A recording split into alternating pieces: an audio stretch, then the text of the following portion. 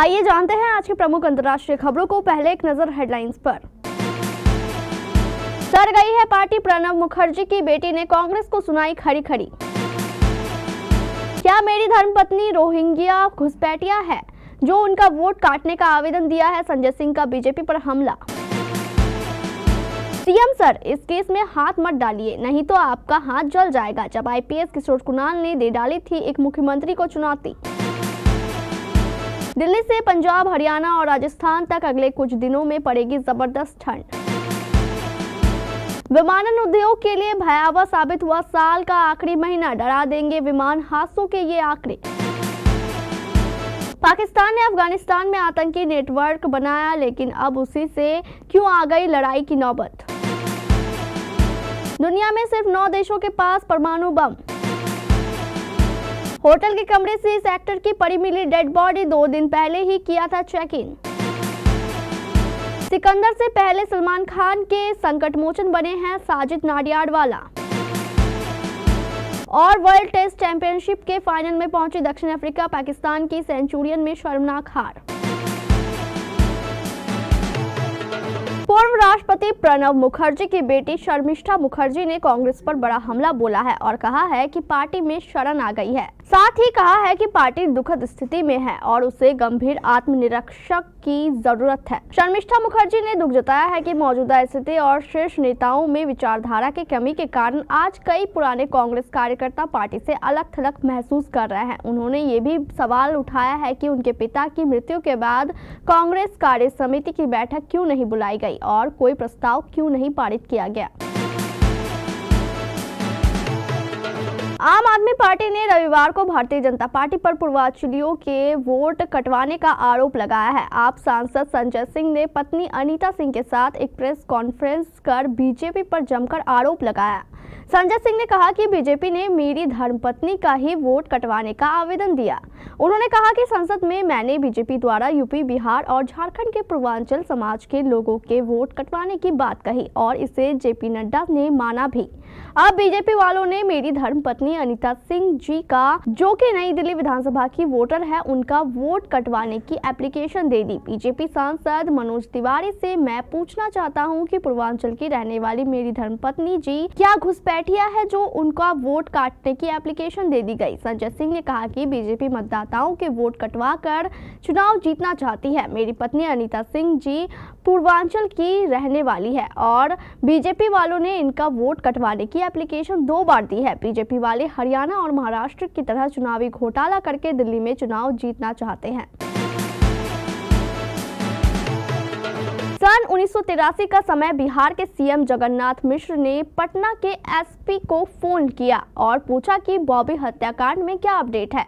युवा एसपी का सीएम को जवाब था, सर अन्य मामलों में आपकी छवि चाहे जैसी हो, इसमें आप बेदाग हैं। इस केस में हाथ मत डालिए, नहीं तो हाथ जल जाएगा। ऐसे थे किशोर कुणाल साहब। यही तेवर और मिजाज धार्मिक न्यास बोर्ड के सर्वा बनने के बाद भी बना रहा। वे अब हमारे बीच नहीं है, लेकिन बेहतर पुलिसिंग से लेकर बिहार के मठ मंदिरों तक के संरक्षण में उनका काम और योगदान हमेशा याद रखा जाएगा।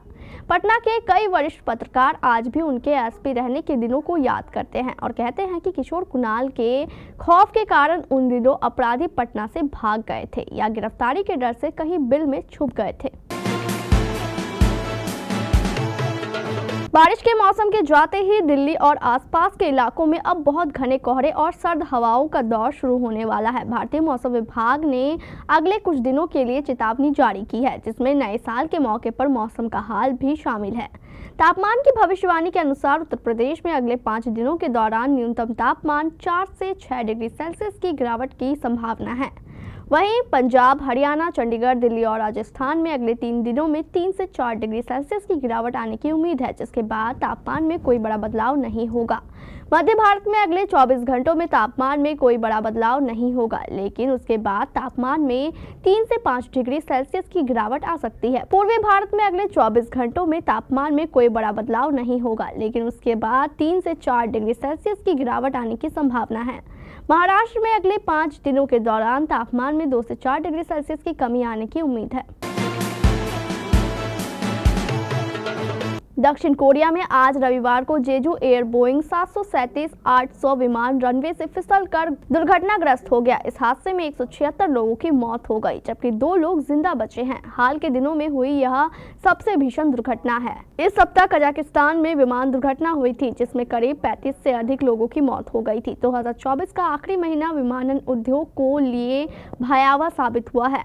रविवार को दक्षिण कोरिया के मुआन हवाई अड्डे पर जेजू एयर का एक यात्री विमान दुर्घटनाग्रस्त हो गया। बैंकॉक से लौट रहा ये विमान कथित तौर पर अपना नियंत्रण खो बैठा और रनवे से फिसलता हुआ कंक्रीट की बाड़ से जा टकराया। दुर्घटना की मुख्य वजह विमान का अगला लैंडिंग गियर काम नहीं करना बताया जा रहा है। इस विमान हादसे में करीब 176 लोगों की मौत हो गई। विमान में 181 लोग सवार थे। मलबे से 2 जीवित लोगों को विमान से निकाला गया, जिसमें एक चालक दल का सदस्य और एक यात्री शामिल है। इस दुर्घटना को दक्षिण कोरिया की सबसे खराब विमानन आपदाओं में से एक माना जा रहा है।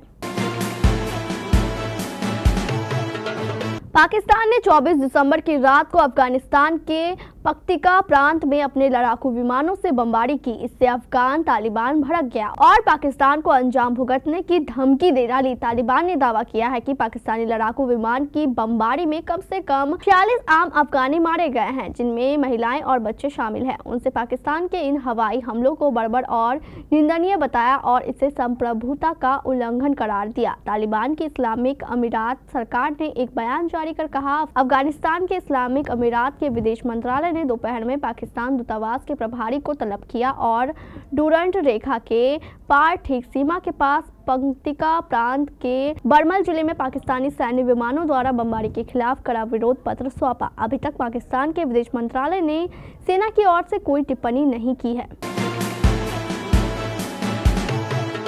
दुनिया में 9 देशों के पास हथियार है। ये देश अमेरिका, रूस, इंग्लैंड, फ्रांस, चीन, भारत, पाकिस्तान, उत्तर कोरिया और इजराइल है। इसमें सबसे ज्यादा परमाणु हथियार रूस ने बनाया है। उसके पास 5580 परमाणु हथियारों का जखीरा है। इसके बाद अमेरिका का नंबर आता है, जिसके पास 5044 परमाणु हथियार है। कुल मिलाकर पूरी दुनिया के पास 12121 परमाणु हथियार है, जिनमें 90% हिस्सा रूस और अमेरिका के पास है। अब सवाल यह उठता है कि अमेरिका, रूस, चीन और भारत जैसे सिर्फ 9 देशों ने ही परमाणु हथियार क्यों बनाए। इन देशों के अलावा भी कई देश हैं जो मिलिट्री पावर और अर्थव्यवस्था के मामले में किसी से पीछे नहीं है। इसके बावजूद इन देशों ने खुद के लिए परमाणु बम नहीं बनाए और ये देश खुद को निहत्थे रखे हुए हैं। फिल्मी इंडस्ट्री से दिल तोड़ने वाली खबर है। कई शोज में नजर आ चुके एक्टर दिलीप शंकर की मौत हो गई। दिलीप ने कुछ दिन पहले ही एक होटल में चेक इन किया था और अब वो उसी होटल में मृत पाए गए। रिपोर्ट्स के मुताबिक एक्टर के कमरे से बदबू आ रही थी, जिसके बाद होटल के स्टाफ ने दरवाजा तोड़ा तो एक्टर की बॉडी फर्श पर पड़ी हुई थी।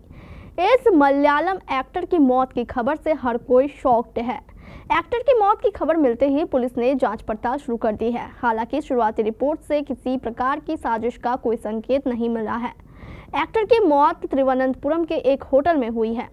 दिलीप शंकर आखिरी बार फेमस सीरियल पंचांगी में चंद्रसेनन के किरदार में नजर आए थे। इस शो के निर्देशन ने बताया कि दिलीप एक गंभीर बीमारी से जूझ रहे थे, जिसका इलाज चल रहा था, लेकिन क्या बीमारी थी इसका खुलासा नहीं हुआ है।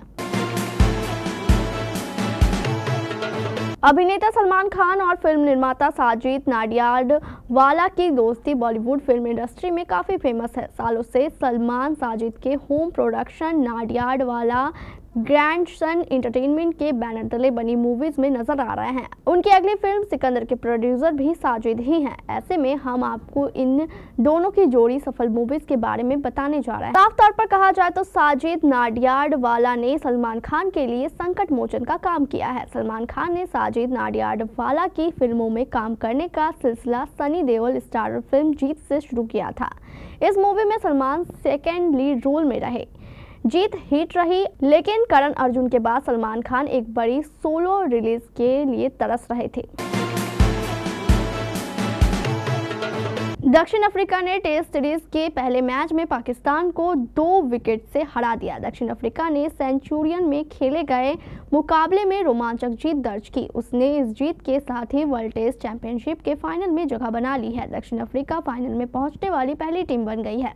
पाकिस्तान ने पहली पारी में 211 रन और दूसरी पारी में 237 रन बनाए थे। वहीं दक्षिण अफ्रीका ने पहली पारी में 301 रन और दूसरी पारी में 150 रन बनाकर मैच जीत लिया। दक्षिण अफ्रीका के लिए एडन मार्करम ने दमदार प्रदर्शन किया। वहीं कगिसो रबाडा ने बैटिंग में कमाल दिखाते हुए जीत दिखाई। पाकिस्तान ने पहली पारी में 211 रन बनाए थे। इस दौरान बाबर आजम और शान मशरूद समेत कई दिग्गज खिलाड़ी फ्लॉप साबित हुए। कामरान गुलाम ने 54 रनों की पारी खेली थी। वहीं दूसरी पारी में भी टीम 237 रन बनाकर ऑल आउट हो गई। साउथ शकील ने दूसरी पारी में दम दिखाया और 84 रन बनाए। बाबर आजम ने 50 रनों की पारी खेली। इसके अलावा कोई भी कुछ खास नहीं कर सका।